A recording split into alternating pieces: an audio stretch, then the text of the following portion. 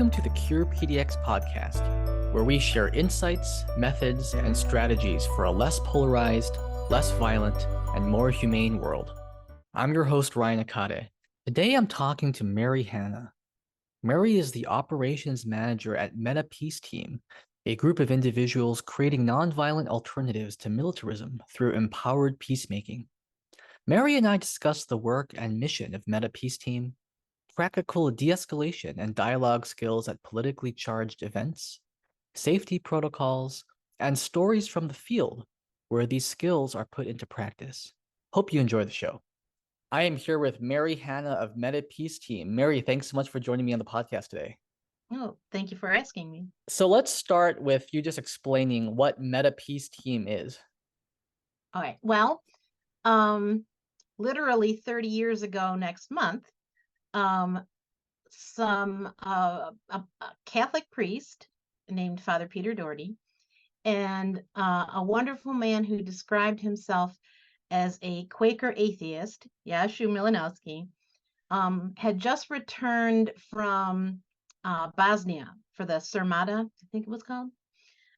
It was supposed to be a way that they thought they could help stop the bombings by literally having internationals from all over the world show up, and that the world wouldn't want to bomb innocent people. And they did have some success in helping protect some of the humanitarian aid convoys that were going in, that kind of stuff. But what they came back recognizing was that there was all these great people there from all over the world with wonderful intentions, but no idea on how to de-escalate a violent situation.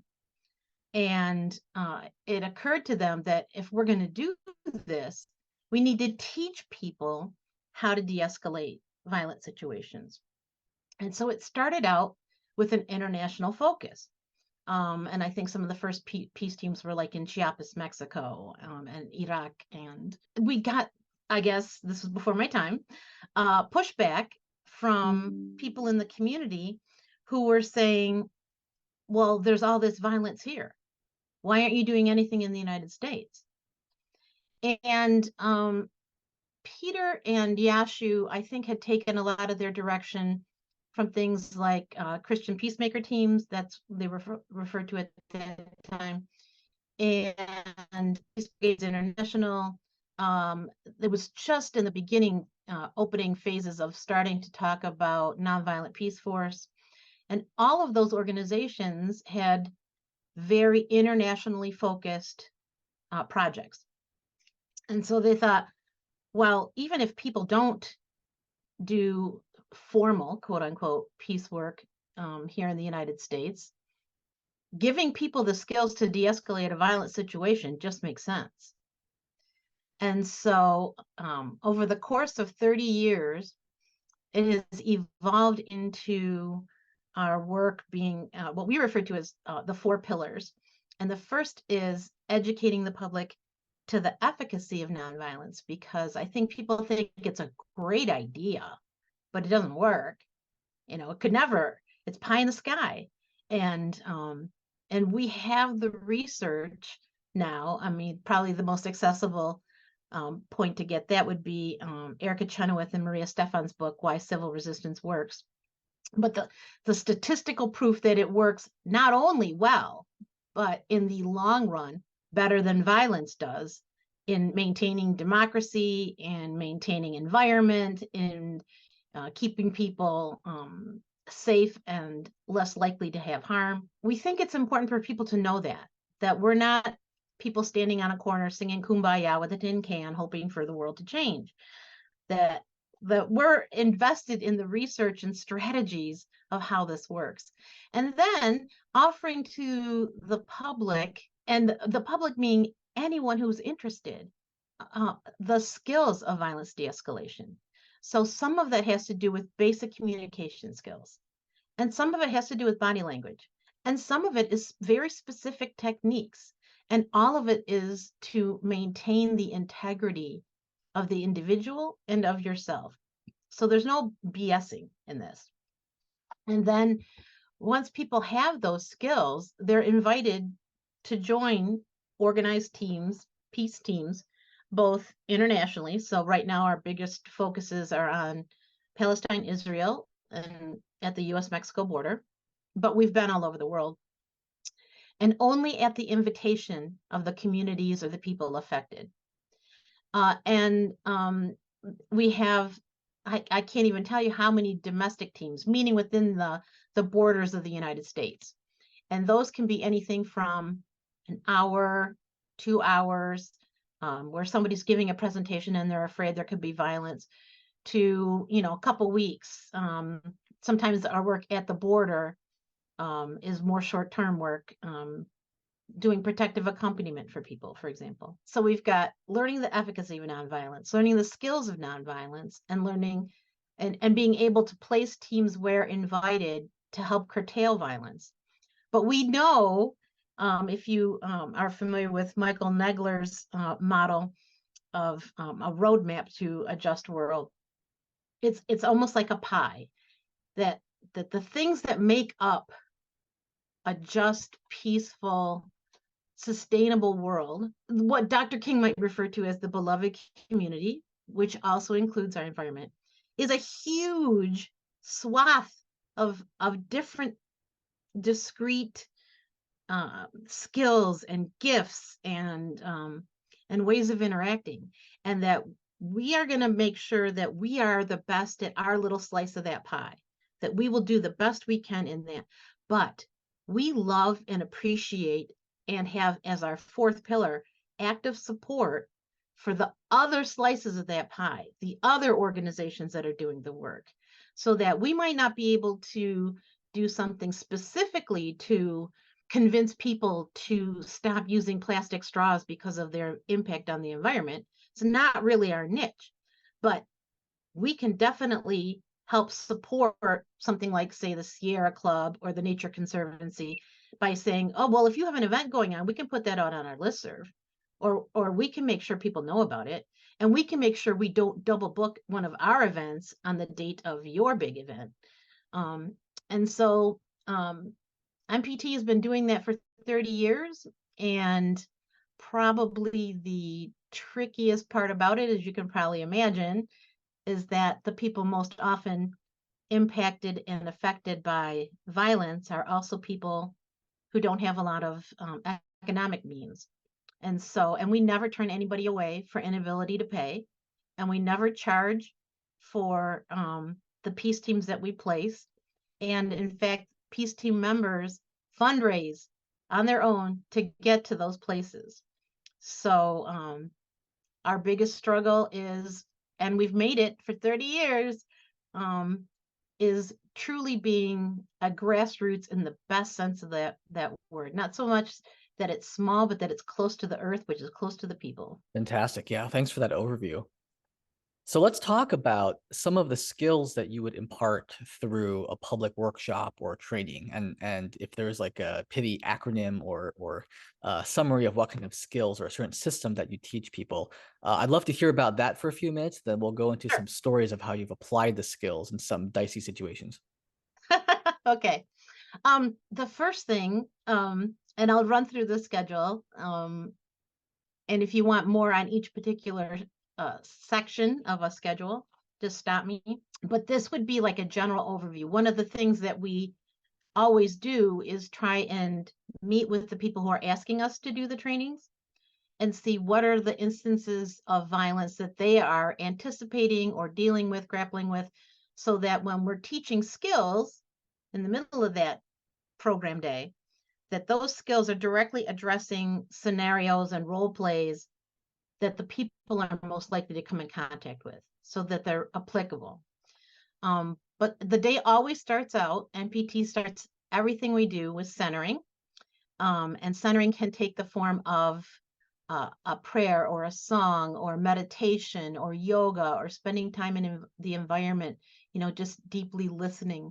But a place where you find your best and highest and most centered self, and encourage people to do this practice on their own every day, so that when they're in a stressful situation, which is the whole rest of the workshop content, that they remember what it feels like when they're at their best. And if they're practicing it like a muscle, then they continually are able to go back to that in a much more accessible way when they're in a stressful situation. So it starts with centering and quick introductions, and then we talk about communication skills. And the first communication skill that we emphasize is body language. There's two important things really about body language, but like in the most generous of statistics, only 30%, and that's at the high end, only 30%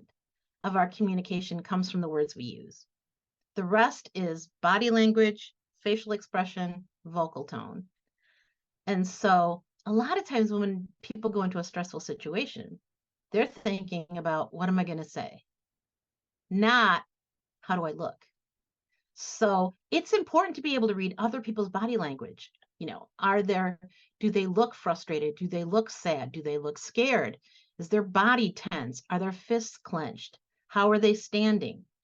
All of those things are really important and tell you so much about the other person. But while you're watching for that, watch what you're doing. How do you look? Is your body language conveying that you're open to a conversation, that you're not threatening? So we go through those tips and what that might look like. And then frequently, the next thing we will do is Marshall Rosenberg has something called iMessages. A lot of people are familiar with them. And we do sort of a riff off that called personal power messages.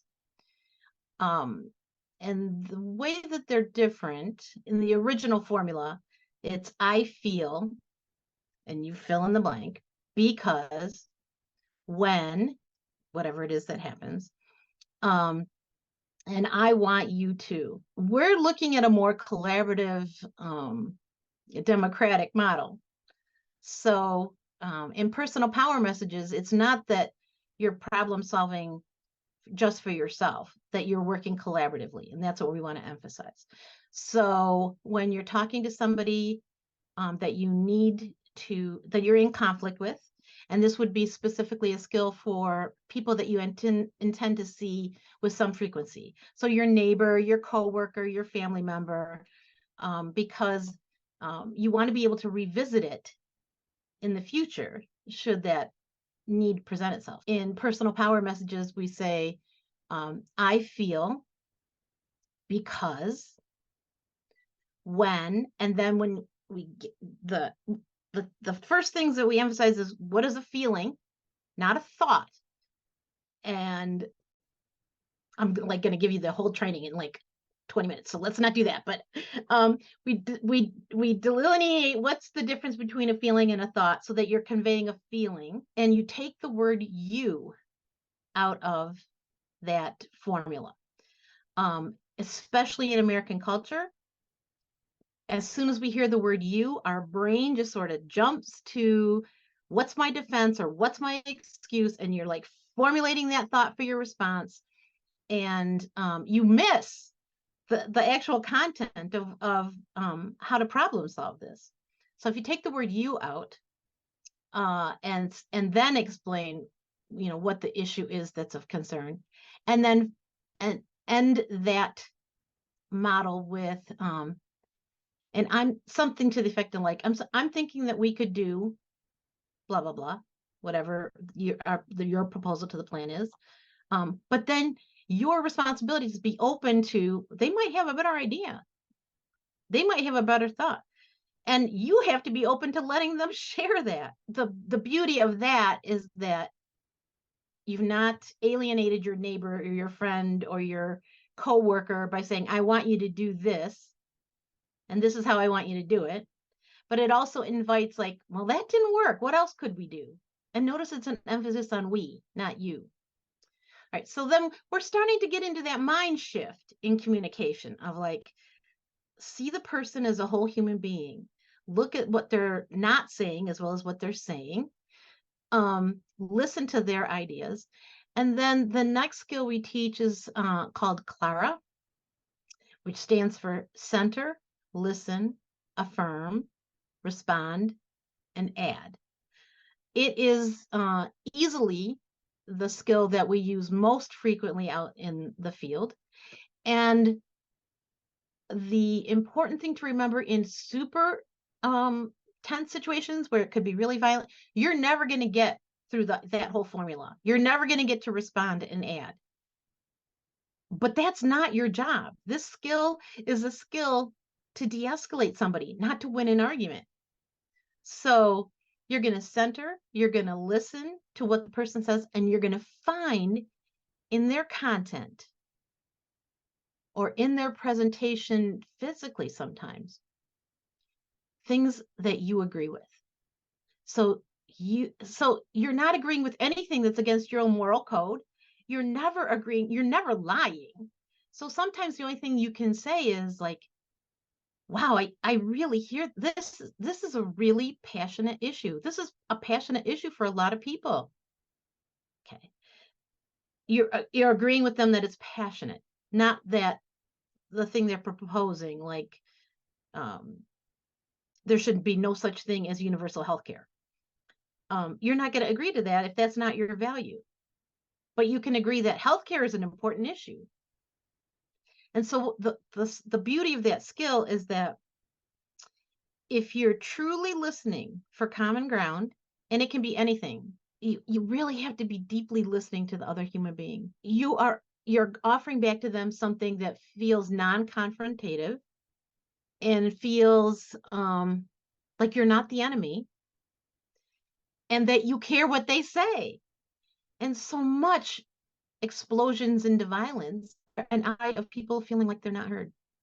And so we've been in situations where we'll call it la-lying, which sounds disrespectful, but it's not meant to be, where you center, listen, affirm, listen, affirm, listen, affirm, listen, affirm. And you can do that for an hour. You can do it for 2 hours. It can be exhausting. But here's the thing. It buys the other person time to calm down and to find their own highest or best self. And it works. I love it because it's kind of beautiful and seeing that like we all have pain, and I respect whatever pain it is you're expressing. I may not agree with what you're saying, but I understand that it's hard to be in pain, and that I care for you as a human being, that you not be in pain. And then we start, depending upon what the focus is of the training. So if it's a training for students, that's one thing. If it's a training for activists, that's another. So sometimes what we can do is we talk about, well, we practice everything in role plays, and people have a hard time with the role plays at first. Not a lot of people, enjoy feeling like they're acting, and nobody wants to be quote unquote the bad guy. Nobody wants to be the officer that's lost control or the KKK member but the beauty of that is when you're forced to do it and we give you a minute to get into character, you have to think, what's the motivation? Why am I acting this way? And when you put yourself into somebody else's shoes, it also gives you those insights. The other thing that's really important is that they have to be realistic, because we don't want people practicing skills in a way that we don't think will actually de-escalate violence in a real situation. So then the next step is often how to come to consensus on like small groups, what we refer to as affinity teams. So the group of people that you may be working with on a peace team or in your neighborhood or in your school. And what are the things your affinity team members need to know about you and that you need to know about them? And that can be anything from I can't be arrested because I don't have documentation, to I can't be on the front lines if they pull out tear gas because I have asthma, to I really need to leave by 5 o'clock because the babysitter leaves right then, So those kind of things on your affinity team. And then we put you into situations of you coming upon an instance of violence in one shape or another. So it could be in a role play, it could be almost anything. It could be your group is walking through a park and you hear somebody screaming for help, or it can be you are at a fiesta and you see ice pull up. So we give you scenarios, and you've already gotten the quote unquote lowdown on your affinity team. So you talk about, and you've got 3 minutes. What are you going to do? And we're consensus driven. So we teach people how to do quick consensus, driven decisions. And we go from 3 minutes to 2 minutes to 1 minute to 30 seconds. And then people start screaming like there's not enough time. There's not enough time to make a decision of like, these two people should go over here and I'm going to distract over here. And like, but in real life, you're lucky if you have 30 seconds. So, and then we just allow people to share stories and, what were their experiences and what did they do? And people can chime in, not in criticism, but in, oh, we could have tried this or we could have tried that. And sort of end the day on the thing that after debriefing, which is mandatory for MPT when you're on a peace team. The other thing that bookends everything we do, we have centering on one side, self-care is on the other, and that you can't do this kind of work and not take care of yourself. You can't pour from an empty cup. And the importance of that. And we get people to make a commitment because they've spent, in this particular scenario of a full day training, 8 hours of high conflict, high interaction, high communication. It's exhausting. An 8 hour day can be. And it's so funny because at the very beginning, a lot of people say 8 hours. I don't want to do 8 hours. Can't we just do it like in two? Like, and then at the end of the 8 hours, like, oh my God, we need so much more, But at the end of that 8 hours, we get everybody to commit to what they're going to do for self-care when they leave at the end of the day. And to also recognize that if they never join a peace team, the fact that they've made this commitment to learning other ways, to putting more tools in their toolbox, creates a ripple effect that we may never know the implications of, and that those ripples really matter, and that we'd love them to get more engaged with us in their community in whatever way we can support. That's wonderful. Thank you. My takeaway is I need to take one of your trainings. I need to take this workshop and just absorb all of these wonderful skills and frameworks. And there's so many things you said I just want to acknowledge that I really appreciate. So one is the reframe of the conventional nonviolent communication approach, which honestly always made me feel a little uncomfortable. I think the ending phrase of saying, I want you to do this, or because of, for me culturally, that's very not a Japanese thing to do. It's kind of like, it almost feels like you're placing a demand on someone to me. Yes, Right. So the way that you exactly. reframed it of a more collaborative, open-ended question where you use we, right? So I acknowledge this is happening. What are some other ways we could go about this, right? Mm-hmm. What do we want to do now? And Mm-hmm. just opening that up, it's actually also a technique used in hostage negotiation where you keep Ah, on opening up, you turn a closed-ended situation into an open-ended question that kind of buys time, gets the person thinking, generates a collaborative atmosphere, builds a relationship with the person, and it kind of puts you on the same level with the person, right? We're all in this together. It's not like I'm in some kind of role with my vest, or I'm law enforcement, or I'm the protest police. right. No, we're in this together. We're working through this together in real time. And let's Absolutely. let's let's engage in this process together. I just think that's such a wonderful way to go about it. So thank you for that. Yeah, we really think, just as you were saying, that the attitude has to be we're all in this together, and we don't like the hierarchical model. We are very much in the collaborative, consensus-driven model, from how we run our organization to how we run our trainings. So it it it feels more respectful of other human beings when you don't come at them with the, I know what's going to solve this and I'm going to tell you what it is. Exactly, which could escalate things Mhm. unintentionally. The other thing I wanted to say too is I liked your part on acknowledging or agreeing with something, even if it's just like a micro agreement, or acknowledging something that you don't agree, or agreeing with something that that was conveyed in some way by the person, even if it's not the specific substance of what they said. So I Right. actually wrote an article recently. I'll send it to you to see what you think. I made Oh, that'd be great. a little table of things to acknowledge or agree with and the phrase to do so. So the categories I made were values and ideals. So you could say, I also value freedom and liberty, or I also value responsibility and accountability, Hmm. right? The value might be behind the specific substance of what they said, but there's still a value there you can build common ground around. The other one is emotions. Like I also feel terrified about gun violence, right? So Hmm. you're acknowledging the emotion. You can acknowledge their argument. Like, yeah, I do think you make a powerful case for this perspective or this point. Hmm. Specific facts that they cite. Yeah, I do think those facts are accurate or probably came from a reputable source. Hmm. The other one is issues with a side. So saying like, yeah, I also get frustrated when my side or that side does that, and that's something I Hmm. work with. And then the last one is the problem itself. So yeah, I do agree that this is a problem. Maybe we have different solutions for how to go about solving it, but we do agree at least that that this problem exists, It's a right? problem. Yeah. That it is a problem. So it's like just finding other things to build common ground and agreement or consensus around, micro consensus steps, even if it's not the specific point the person's making. There are different points around it that you can build more common ground connections. Yeah. Ryan, I'd love to have a copy of that because we would use it in our trainings to help people understand. Um, we have done, especially since COVID, we've had to do um, role play examples on video. Oh my. Hmm.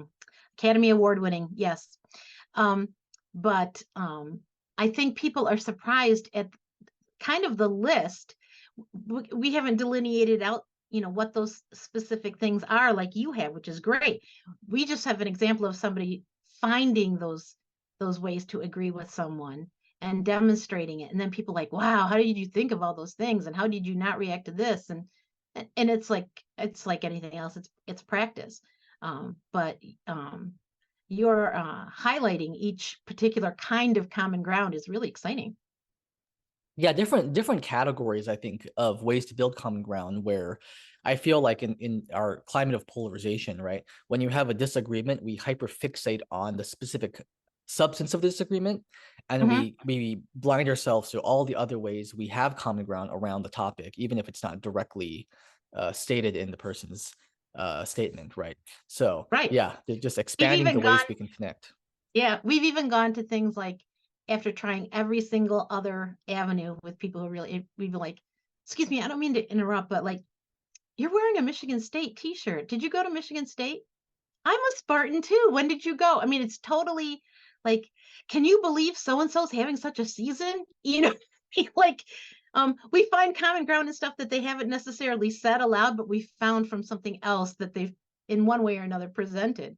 Um, so, and we usually resort to that when we can't find something that is a little bit more on the surface, and but whatever you can find um, to get somebody talking and expressing themselves, if they're talking and expressing themselves, and you're being truly a genuine human being and listening to them, um, the chances of them escalating to true violence just precipitously drop over and over and over. You can see it when we do this live as opposed to via Zoom.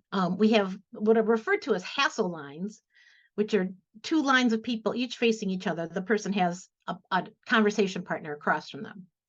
And then one person is practicing the skills, one person is the person in conflict or agitated or whatever. And then we say 1, 2, 3, go.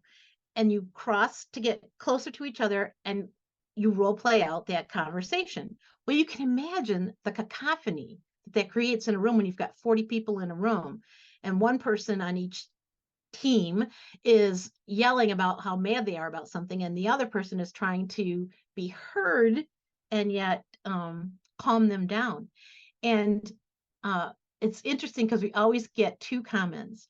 The first comment is always, it was so loud and noisy and confusing, which is so frequently the situation when you're in like a rally situation or a presentation. Like it's not usually just one or two people having a conversation on the street. It's usually a couple groups of people arguing with each other. And so it is loud and confusing. But the other thing is, the longer that skill is practiced, the room noise level as a whole drops and drops and drops. And it's really interesting because by the time we call quits, which is not a long time, 3 minutes, 4 minutes, you can tell the level of volume has decreased, which means the level of volatility has most likely also decreased. Yeah, that's so cool. That's so cool. So we've talked about some skills, we've talked about some technique strategies. Let's ground them in some real life examples and stories. Now, I know you probably have a lot of stories and a lot of experiences. So I want to focus on any situation you've been in where there was some kind of conflict between different ideological groups, maybe a protest, counter-protest situation, groups Mhm. of different sides potentially escalating to something not good, where there was some kind of political interest or motivation at play in the conflict. And go ahead and set the stage for us, Okay. what the environment was like, what the vibe was like, the groups that were there, who else you were with from MPT, and some stories about how you successfully de-escalated something.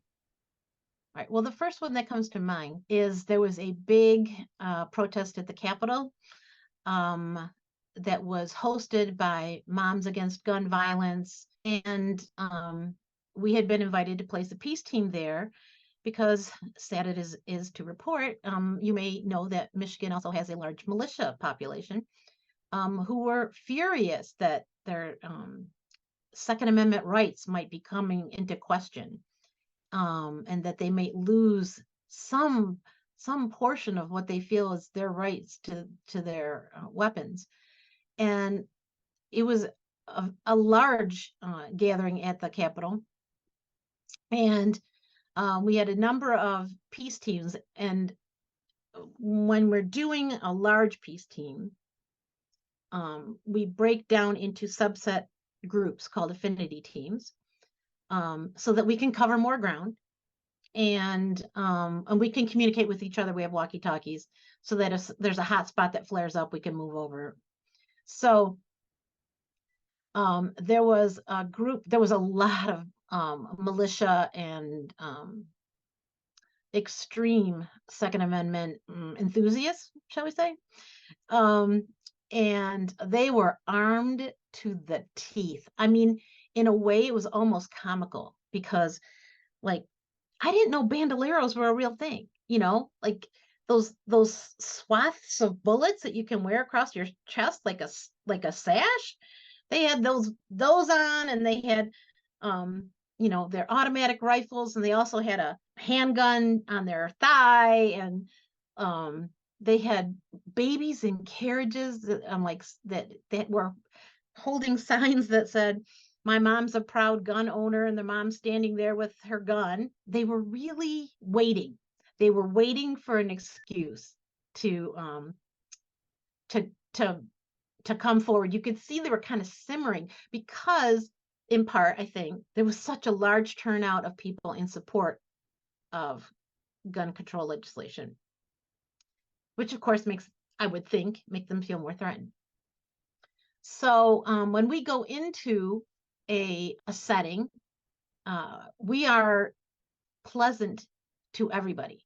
We do not take sides on who we are going to protect from violence and who we are not going to protect, where everyone is to be protected, whether they're the perpetrator or the target. We walk around and say hello to people. So we were walking, my little affinity team were walking past, I guess you would call them a pod, like one of the groups that were there. They were standing in groups of these very enthusiastic gun enthusiasts.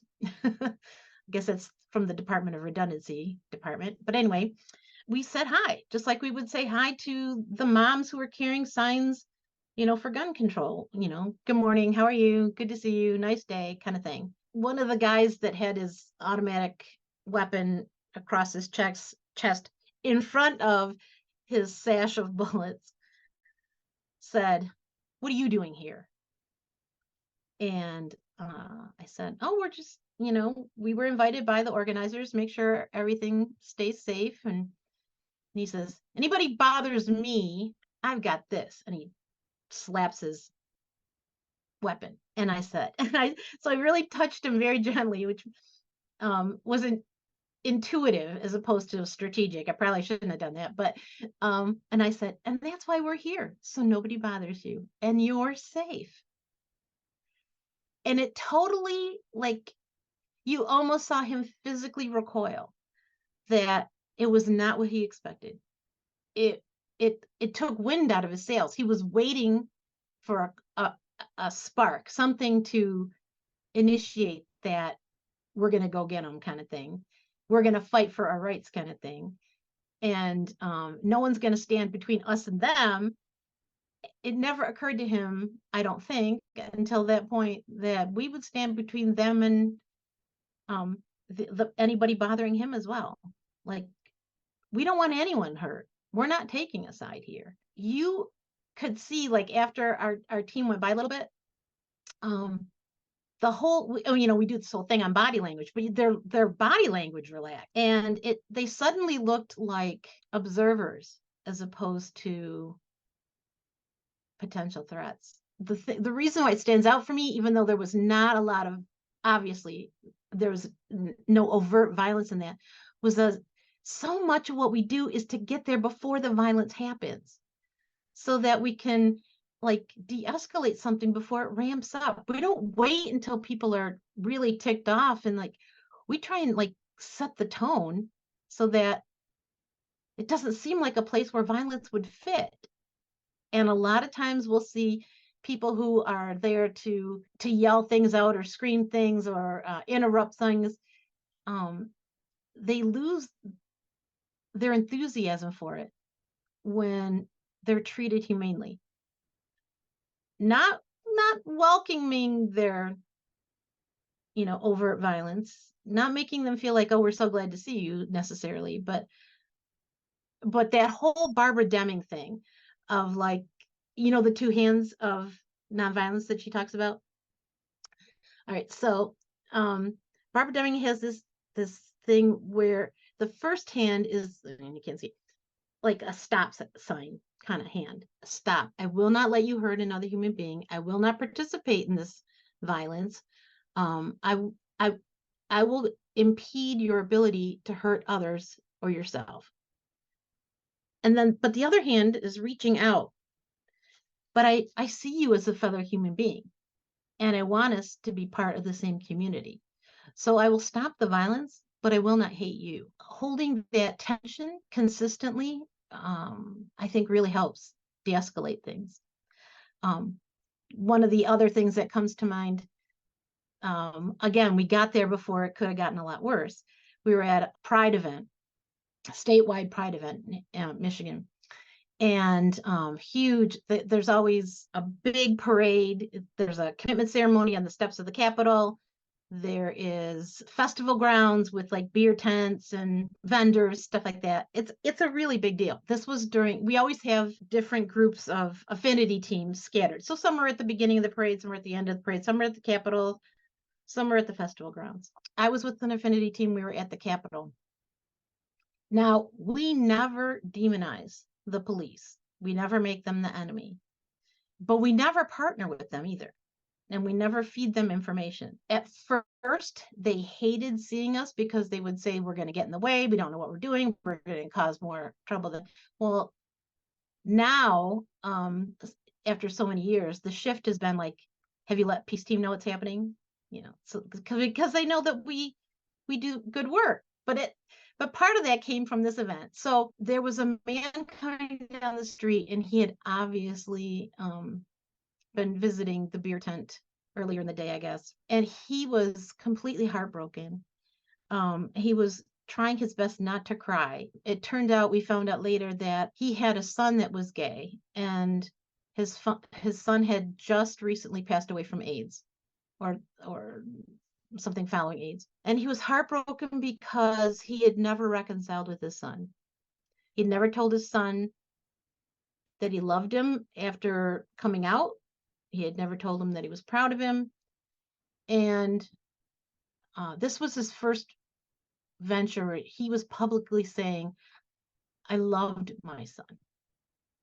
And I'm here to show that I loved my son Whether he was gay or straight does not matter.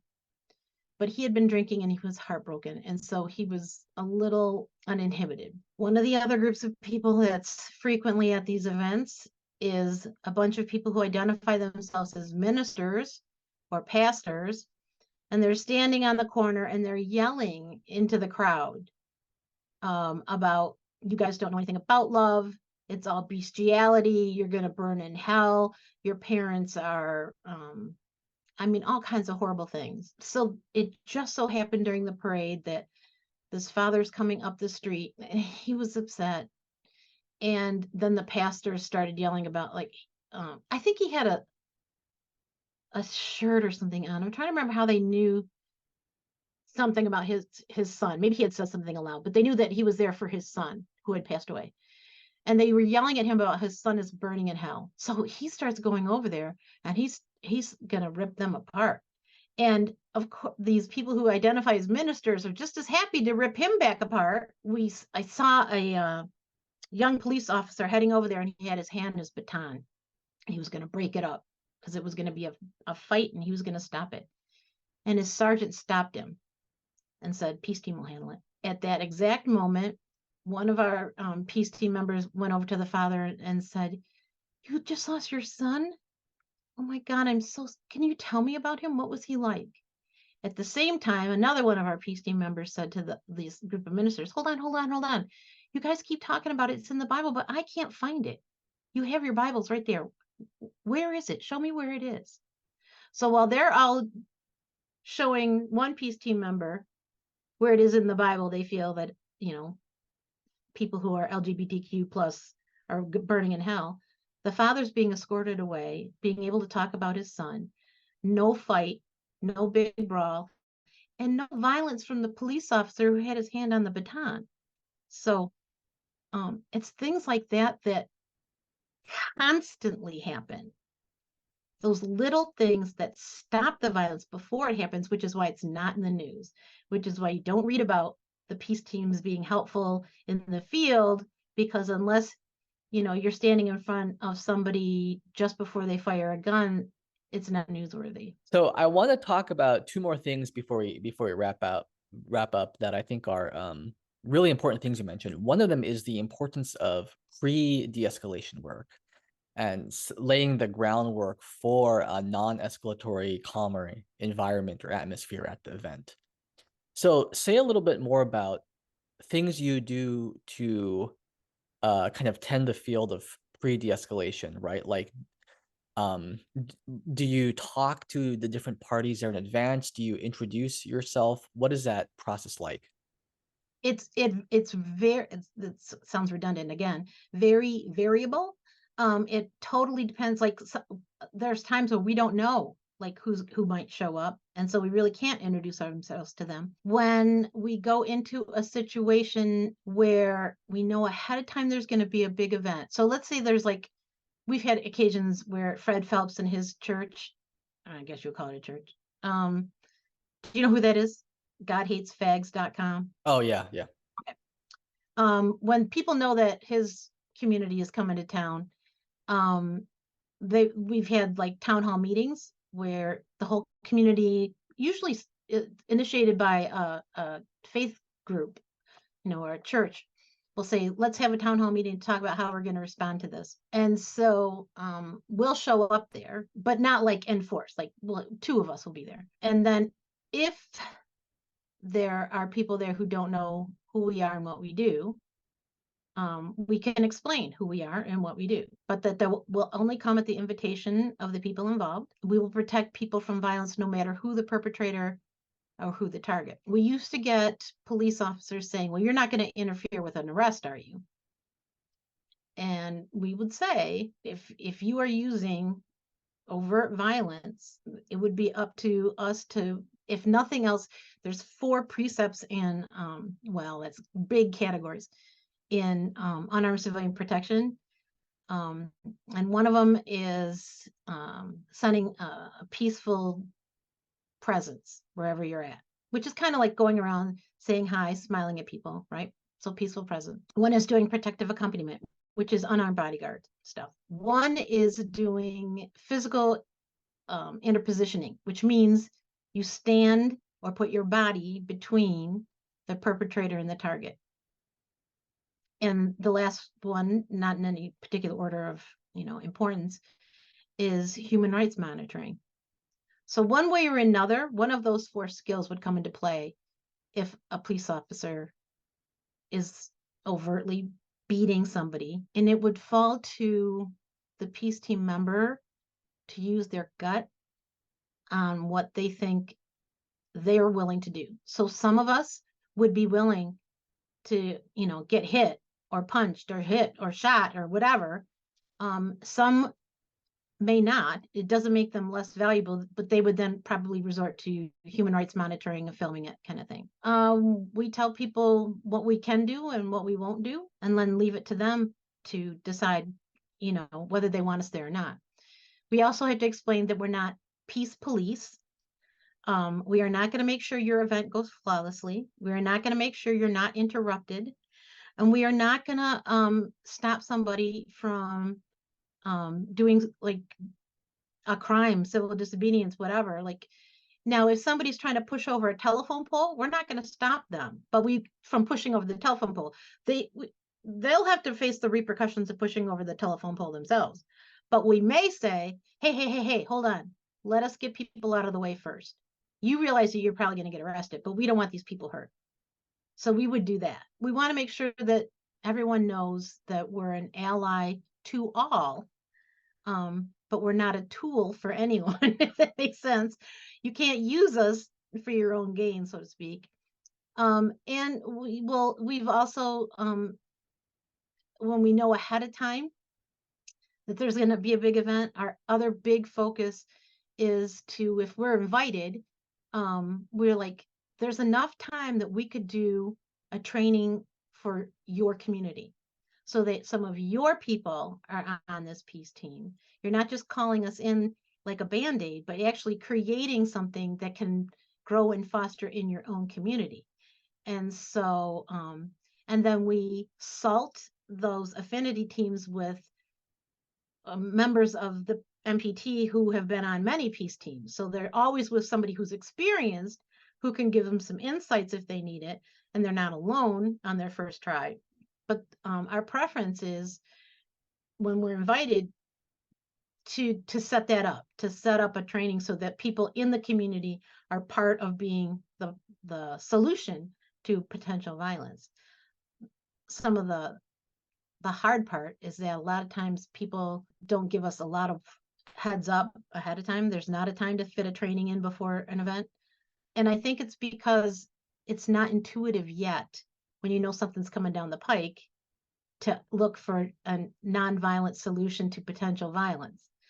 And the other thing is, that's just how the news is.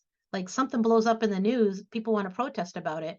There's not a lot of organizing that goes on ahead of time. So we just usually get an invitation and then we scramble to contact people that we know are trained in that area. Great. Yeah. Thanks for explaining all of that. So the last question I want to ask is about safety and also about peace team members receiving potential blowback, verbally or even physically at events. So like, did you ever experience hostility from one of the parties, like get the hell out of here or something like that? And if so, how did you de-escalate or work with that? And also any other safety concerns with, like, for example, people getting doxxed or, members, people who are at the event who are really unhappy with someone. So they're like, let's look up all your personal information or like follow you back to your house or all those kind of nightmarish scenarios. So Yeah. yes, talk a little about that. All right. So far we have had people, although honestly, not with great frequency. I mean, if you think about it, in 30 years, really not with great frequency. We've had people say, "What are you doing here? You don't belong here. This is none of your business." Blah blah blah. We have two things that are helpful. One is that we've done this kind of thing ahead of time. Part of the orientation is before each peace team is what are the scenarios we're most likely to see and what get pushed back on, so that we do that role play of like, how do you de-escalate it? Because they're going to be coming at you with this potential thing. Why are you here? This, you have no right to be here, that kind of thing. Truly, Clara is a big help. And the fact that we're only there at the invitation, we don't just show up like we know best. We're there because somebody has made a commitment to keeping this nonviolent, and it's not a win-lose. Everybody, we don't want anybody to get hurt. We're not taking a side on your argument. The other thing is that we carry in our pockets these little half slips that explain who we are, why we're here, and on the reverse side, it has tips for de-escalating something if you're a bystander and you're not sure what to do. So that if somebody says, "What are you doing here?" We can start out the conversation with, "Hi, we're here at the invitation of whoever invited us, and we're just here to make sure everybody's safe." Most of the time, when you go through that Clara sort of dialogue, they begin to understand that you're not there taking sides against them and that you would protect them as well. That always seems to surprise people. A lot of people will take the little half sheet and read it. At the end of the day, we'll come up and ask more about it. And that's the point where we can talk to them. Part of the reason of having those little half sheets of who we are and why we're there is because if we're truly doing our job, we're supposed to be watching all the time. We're supposed to be vigilant for anything that could start to blow up, which means most of the time, we don't have time for a long conversation to explain to you, the history of our work and why we came and what the training is, but we don't want you to feel blown off either.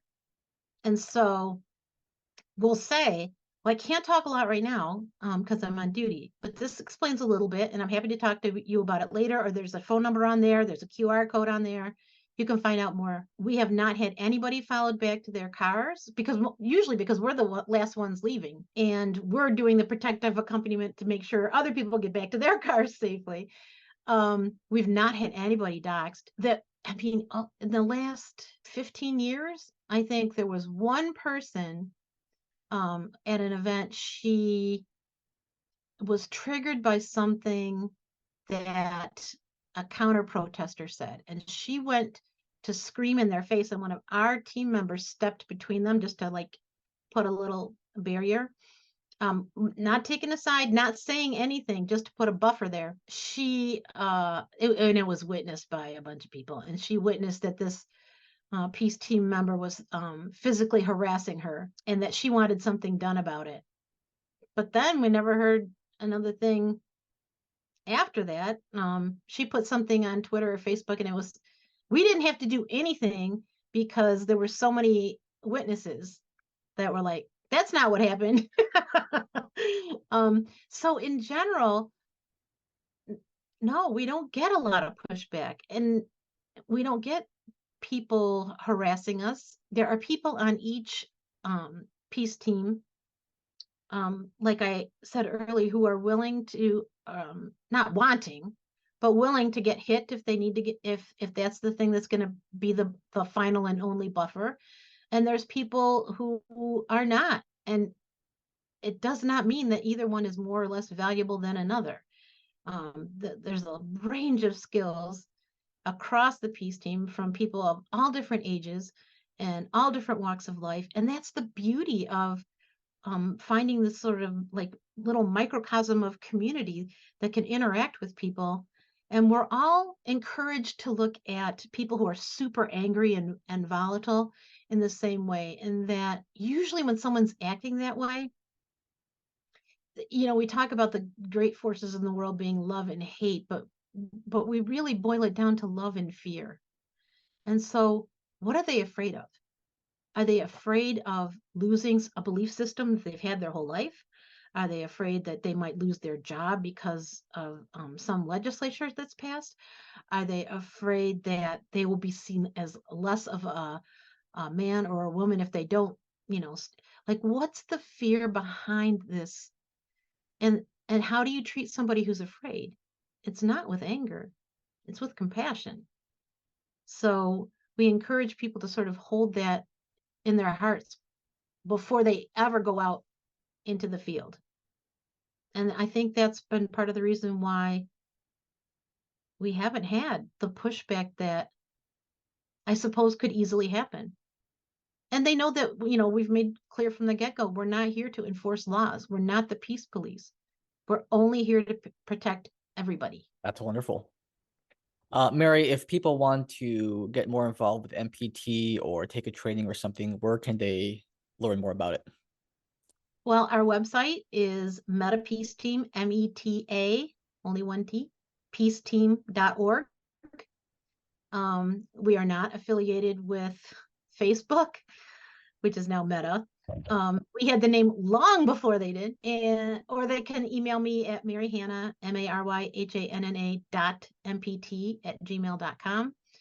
And happy to connect with people and invite them into this really exciting experiment in nonviolence that Gandhi used to talk about. That I love that it works, and it gives me hope, and it makes me feel like, and the people that participate in it, like, even if it's just my little corner of the world, I'm doing something to make it better, and I'm not contributing to the anger and frustration and hurt, but trying to show kind of the face of love and compassion that we hope everyone would have with each other. Beautiful, beautiful. Well, thank you so much, Mary, for sharing all of your insights and wisdoms and stories and inspiration with us. Tons of practical gems, I think, came out of this conversation. So, I hope. if I'm ever in Michigan, my wife's family is based in Michigan, I'll make sure to hit you up and we'll go to some events together. That would be awesome. That would be wonderful. All right, thanks so And much, if I'm Mary. ever back in Portland, I'll Oh, be calling you. please do. We need your help. I know. All right, Ryan, thank you so much. Thanks for joining us today. If you want to stay up to date with the Cure PDX project, go to cure-pdx.org.